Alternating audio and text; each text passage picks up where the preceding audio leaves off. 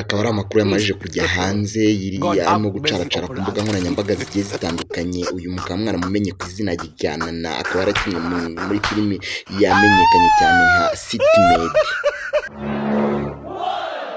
Byagenze bite kugira ngo Nana yisange arimo gucaracara ku mbuga nkoranyambaga ndetse n'amagambo y'urukozasoni cyangwa se amagambo atavugitse neza mu kanwa ka rubanda nyamwinshi? Byatangiye ku itariki 4 z'ukwa 11 2025 ubwo yakoreraga inkuru ye ku Gihe avuga ubuzima abayemo mu gihugu cy'Ububiligi aho yimukiye cyangwa se bivugwa ko ari ku ishuri.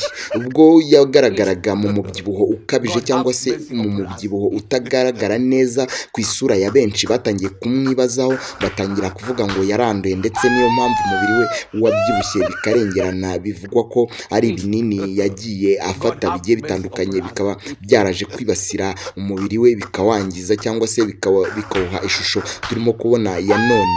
Byatangiye bite? Iyi niyo nkuru tugira ngo tugarukeho kuri uyu munsi wa none kugira ngo turebere hamwe ibyateye aya magambo cyangwa se ibi biri kugenda bigaruka ku mbuga nkoranyambaga nyinshi zigiye zitandukanye.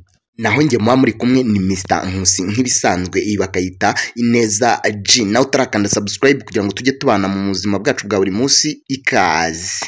Ibyo mwakomeje kugenda mwumva kuri uyu mwana w'umukobwa wagaragaye mu mafilime agiye atandukanye nka Catherine n'izindi nyinshi, harimo na City Maid yamenyekanye cyane yacaga kuri Izacu TV. Ikaba ari filimi rwose yagiye itanasoje, aho yagiye ku ishuri itanasoje, aho bivugwa ko yaje no gukomereza ubuzima bwe mu gihugu cy'Ububiligi aho yashakiyeyo n'umugabo cyangwa se umufasha kubaho mu buzima bwe bwa buri munsi. Akaba ari amakuru yakomeje kujya hanze avuga ngo arwaye sida, ariko turagira ngo tubabwire ko ibi ari ibihuha, ahubwo ari inkuru z'abantu bakomeje kugenda bimajina bitewe n'umubiri we wagaragaye abyibushye kandi bamuzi muri City Maid ahorose cyane anirabura, akaba yarabaye inzobe. Bivugwa ko yanduye sida akanitukura. Nshimiwe dukomeza kubana hano ku Neza G. Naho njye muba muri kumwe ni Mr Nkusi nk'ibisanzwe. Imana ibaha amafaranga ibareba icyoroshye kandi ibyo mukozeho byose bikunde. Ciao ciao, duhure mu nkuru zacu ziri imbere nk'ibisanzwe.